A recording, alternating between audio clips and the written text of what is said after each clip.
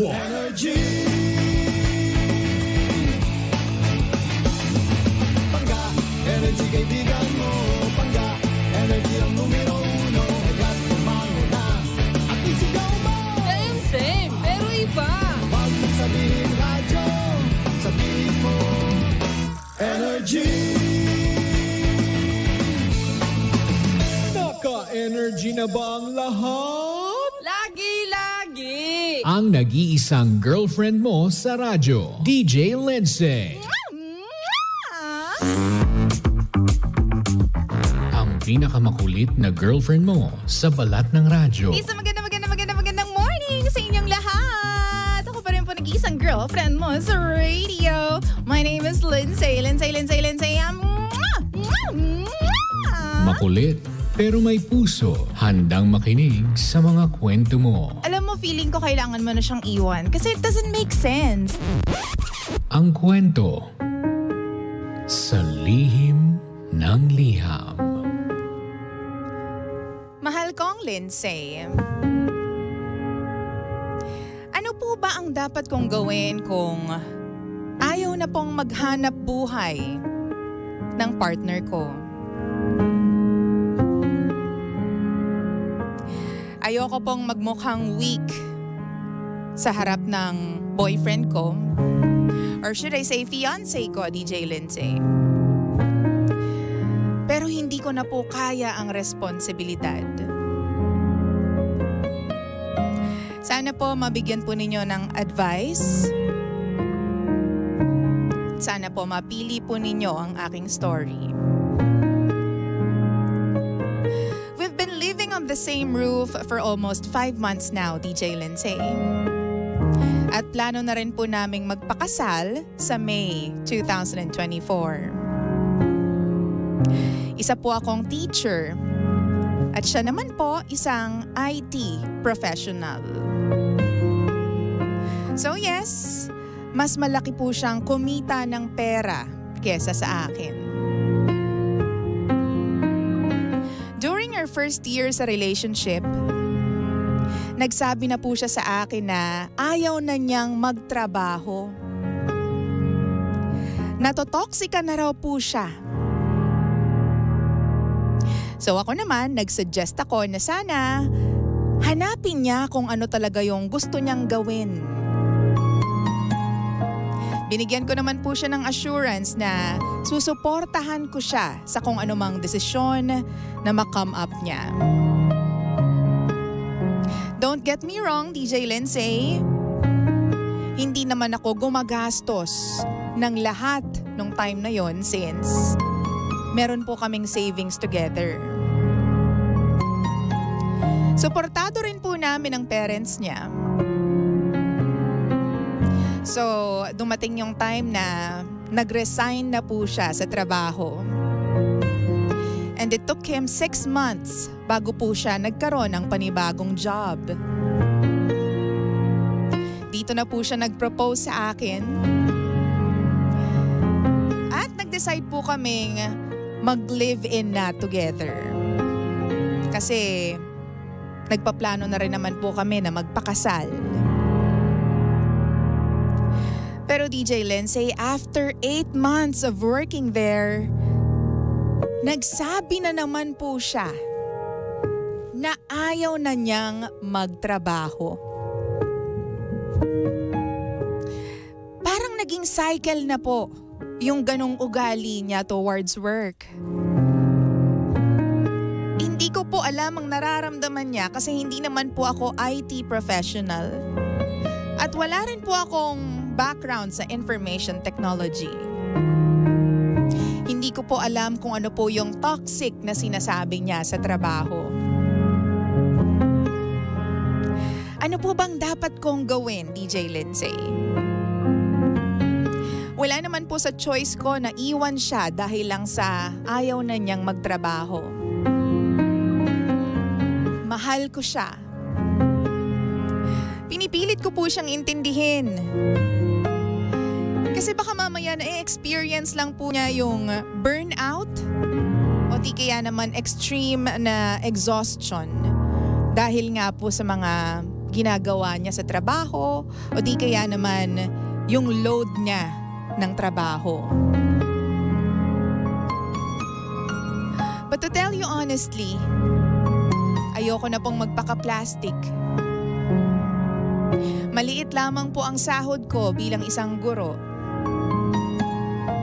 At hindi ko na po kayang i-shoulder lahat ng bills namin.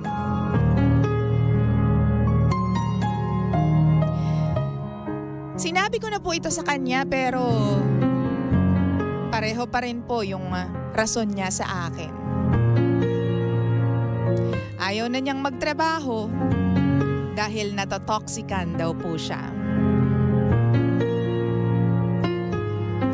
Please help me, guys. What should I do? Paano ba namin malalagpasan ang ganitong sitwasyon? Ano ba yung mga salitang kailangan kong sabihin sa kanya at mga bagay na dapat kong ipaintindi sa kanya? Maghihintay po ako ng comments. Maraming salamat po. DJ Lindsay, ako nga po pala si Arnie. At ito ang lihim ng aking liham.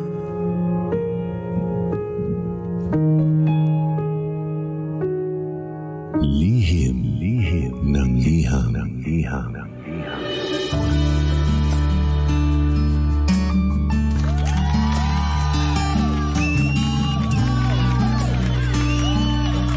Hi, Arnie!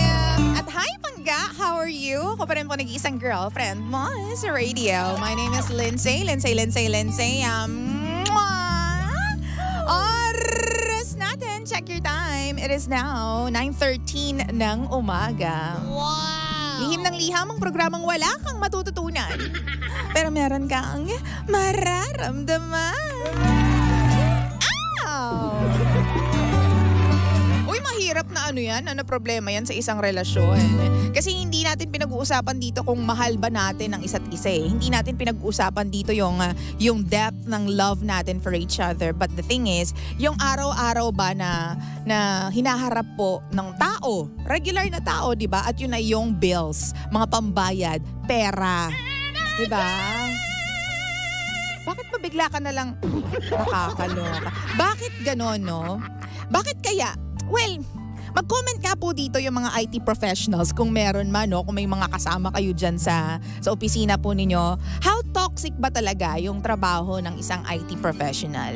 Diba? Para lang mabigyan tayo ng linaw as to paano ba natin, diba? Paano ba natin popormahan yung ganitong problema? Kasi mahirap talaga yan. Kasi pag nagpakasal sila, diba? Ngayong taon na ito, tapos yan yung problema nila, yung finances, baka mamaya mas, diba? Mas mag-blow up pa yung kanilang dilema. Diba? Yung problema talaga nila. Kasi mahirap talagang, alam mo yun, mahirap talagang i-face ang pera problems sa aminin mo man o sa hindi. Mga magkakapatid nga, nag-aaway-aaway sa pera eh. Diba? Yan pa kayang, diba, pakakasalan mo. Yan pa kayang taong mahal mo, diba? Oo.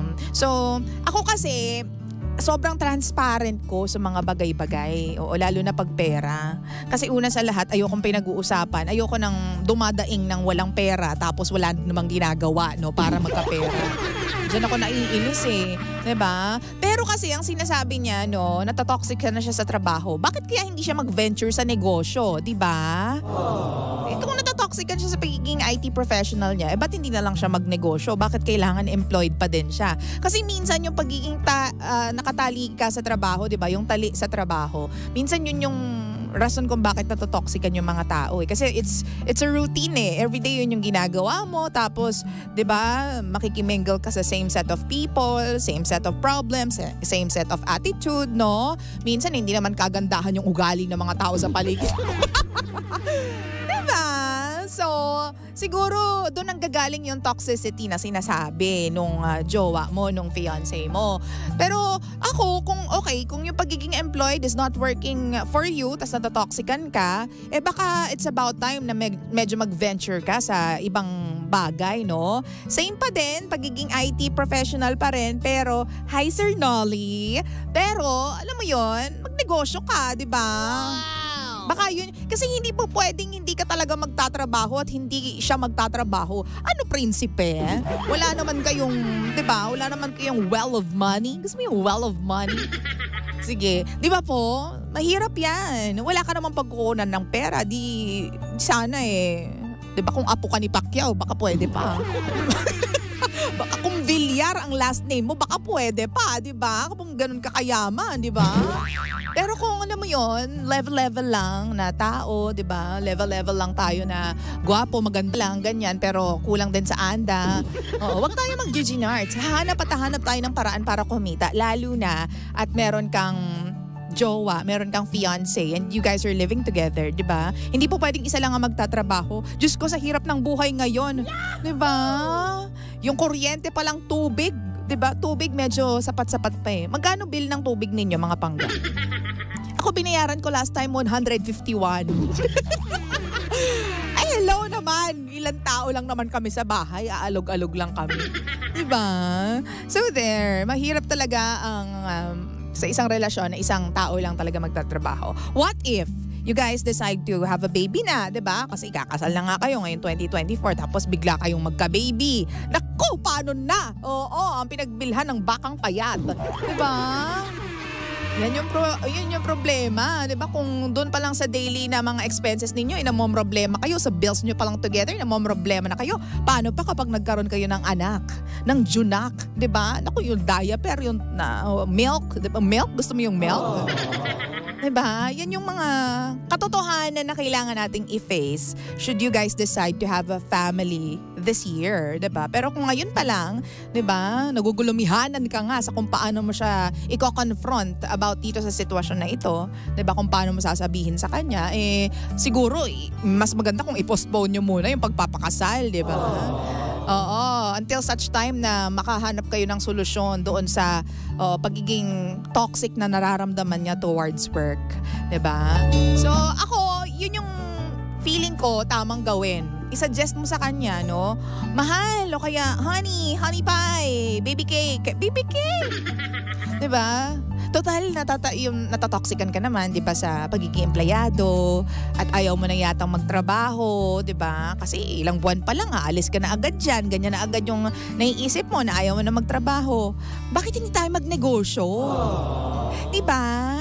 I-try natin magnegosyo na lang para hindi ka na nakatali sa opisina. Baka mas less pa yung toxicity na maramdaman mo dumating sa'yo kapag meron ka ng negosyo. That way kasi meron ka ng, 'di ba, sariling oras, 'di ba, sariling kung anong gusto mong gawin, yun yung gagawin mo, pero may papasok pa rin na pera, 'di ba? Wow. So para sa akin siguro ganun. Kayo ba? Comment down below. Hi! You're so taray sa part-time. Sabi dito, Honey Orange, simply feeling bored or complacent about your job isn't a good excuse. The reality is that we all need to make money to pay the bills. Kung talagang gusto niya ang change of scenery, magtipid para makapag-prepare for career switch. Totoo naman yan. Diba? Sabi dito, ano ba sabi dito? Camille Bibbs, hi DJ Lensay, mapapayo ko lang po sa sender. Kausapin niya po uli yung kanyang jowa. Tapos ipaliwanag niyang mabuti na mahirap na siya lamang ang nagtatrabaho. Kung di niya maintindihan, hiwalayan mo na yan. Hiwalay agad, bakla. Grabe ka naman. Sabi dito, hiwalayan mo na yan kasi wala kang future dyan. Pero kung magre-resign siya kasi dahil sa work na IT, alam ko sobrang toxic talaga at hirap talaga kapag IT, lalo na pag programming ka. Pero kung sinabi niya na magre-resign siya pero maghahanap siya ng ibang trabaho, ano sabi dito, sorry na, tuloy-tuloy kasi yung comments. Pero maghahanap siya ng work, pag ganun, pwede mo naman siguro i-accept. Hirap na po ang buhay ngayon, DJ Lensay. Pabati naman po Team Net, kay KM, Bob, Ange, Daff, lalo na kay Donna. Hello sa inyo dyan. Sabi naman ni GJ, walang karapatang kumain ang taong ayaw magtrabaho.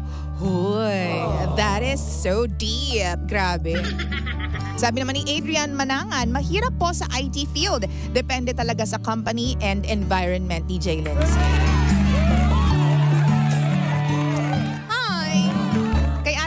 Solomon. Huy, it's been a while, Ate Ana Solomon. Sabi naman ni Bob Espiritu, it is changing every day, DJ Lindsay. Learn new skills. Alamin niya kung anong company talaga makakapagbigay ng growth sa kanya. Lahat naman po ng industry is toxic. IT professional here. O, diba? Coming from an IT professional himself. So ito na nga yung sinasabi ko. Sabi niya, ulitin natin, it is challenging every day or it's changing every day. Learn new skills. Alamin niya kung anong company talaga makakapagbigay ng growth sa kanya. Lahat naman ng industry is toxic. O, diba? Thank you very much, Bob. At sabi naman po dito ni JV Dalisay, sa tunay po yan, DJ Lindsay, kapag pera ng pinag-uusapan, napakagulo na po talaga. Diba? Siguro din, naiisip ko na may mga tao kasi din ako na-encounter na walang kagana-gana magtrabaho. At parang laging option para sa kanila yung ayoko na magtrabaho, ayoko nang maghanap buhay kasi nakakapagod, nakakatoxic. Pero alam mo, kapag nandun yung urgency na kumita ka, pag nandun yung urgency na makapag-provide ka, halimbawa, meron, wag naman sana knock on the wood, no? Meron sa pamilya mong nasa ospital. Tapos talagang gipit na kailangan mong magkaroon ng pera dahil may kailangan kang bayaran monthly. Alam mo, te, hindi magiging option para sa'yo yung tumigil sa pagtatrabaho di ba? Kapag nandun yung urgency, hindi option para sa'yo, hindi mo maiisip na mawala ng gana sa trabaho kasi you have to provide, you have to make money, di ba? Kung ikaw ang breadwinner ng pamilya mo, kailangan ng mga magulang mo tapos, di ba, wala nang paraan para kumita pa yung mga magulang mo.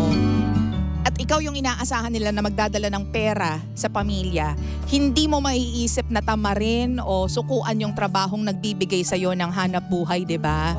Kasi yung magbibigay sa'yo ng comfort yan yung magbibigay ng, yan yung paraan para maging komportable yung buhay ng mga mahal mo, di ba? Wow! So feeling ko, kulang lang sa urgency. Walang urgency kasi itong si Arnie is nakakapag-provide, di ba? Kasi sinasalo niyang lahat. Sa unang part pa lang sinabi niya na ayaw niya magmukhang weak sa paningin ng kanyang fiancé. Why? Bakit ayaw mong magmukhang weak? Yan ang problema din minsan sa mga babae. Gusto natin talagang malakas din tayong tingnan sa mata ng mga lalaki. Why? Kailangan nga kapag kasama natin yung mga jowa natin, yung mga fiancé natin, mga asawa natin, doon natin pwedeng, di ba, ibaba lahat ng guards natin and be on our feminine energy. Magpaka-Disney princess ka, be. Oo. Diba, dapat yun yung panahon na pwede kang magbaba ng mga guards mo, maging soft, maging babae lang. Kasi kasama mo siya di ba? Pero bakit ayaw mong maging weak? At saka alam mo, kailangan talaga maging honest ka sa relationship ninyong dalawa. Kasi kung puro pretensions yung gagawin mo, hindi ka lang ngayon mahihirapan. Mas mahihirapan ka sa mga susunod na pangyayari. Probably, hindi nga naiinglet, walang urgency itong fiancé mo. Kasi nga, ganyan yung pinapakita mo na kaya mo lahat, di ba? Di ba? Na kaya mong lahat, na kaya mong bayaran lahat. Pero deep inside, realistically speaking, kulang ka na din. Diba? Konting kembot na lang, magigipit ka na din. Diba? Wow! So magpakatotoo ka sa kanya. Kailangan mong magpakatotoo dyan sa tao na pakakasalan mo. Diba? Magiging asawa mo na siya. So again, yun naisip ko. Tama. In fairness sa akin doon.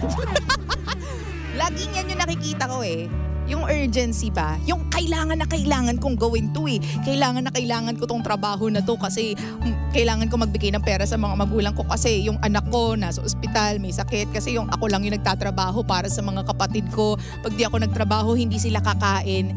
Yun yung urgency na tinatawag. 'Di ba? Kasi may pangangailangan. 'Di ba? Wala namang ganyan yung fiancé mo Kasi siguro hindi naman siya breadwinner. Siguro kasi hindi naman siya hinihinga ng mga magulang niya. Siguro kasi hindi siya yung nagbabayad ng rent ninyo sa bahay. Hindi siya nagbabayad ng bills. Kaya okay lang, chumilax. Pero ang katotohanan ng buhay, hindi. Dapat dalawa kayo. It takes two to tango, diba? Sabi dito, ni Lian Newton. Good morning po, DJ Lindsay. Ma'am, sa panahon po ngayon, hindi pwedeng isa lang ang nagwo-work. I suggest po na mag-isip ng magandang business kung saan siya mahilig. Pag gusto, maraming paraan. Pag ayaw at tamad, maraming dahilan. Palitan mo na po yan. Ma'am, kung sa una pa lang po, may tamad attitude na siya. Lalo na magiging head of the family pag nagkaanak na po kayo. Dapat kumayod po siya, di ba? Yun. So siguro kailangan lang niya ng motivation sa panahon na ito, no?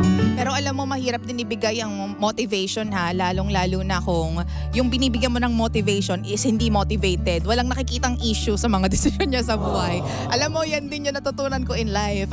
No matter how much you give motivation sa isang tao, kung siya mismo walang nakikitang problema sa ginagawa niya at sa pagkatao niya, Jai, hindi yan mamomotivate. Oo, walang mangyayari, magiging ganyan pa rin siya. Kahit anong gawin mo, bakla. Oo. Sabi ni Arch, I originally wanted to become a radio DJ but I need money to pay the bills. Kaya eto, psychiatric nurse po ako. Yan po ang bagsak ko. Ha ha ha. Oy, in fairness naman. Oo. Hindi ko alam kung paano ako magre-react dyan, Arch. Nasa US ka ba? O maganda naman yata. May mga friends ako na radio DJ na nandyan na ngayon sa US. Tapos nurse din sila ngayon. Oo. Si the likes of King DJ Logan, nandyan siya, di ba? Oo. Wow. If you know King DJ Logan, oo, nandyan siya. Anyways, thank you very much. At sana, Arnie, masolusyonan mo na yan. Oo. Pag mahal mo naman ng isang tao, walang susuko, dapat hindi ka rin niya susukuan. Diba? At kung sa tingin niya, mas paayos ng loob mo at nang makakapagbigay sa'yo ng peace of mind, yung fact na meron siyang trabaho at pareho kayong kumakayod para sa finances ninyo, I'm sure kung mahal ka niya, gagawa siya ng paraan para kumita.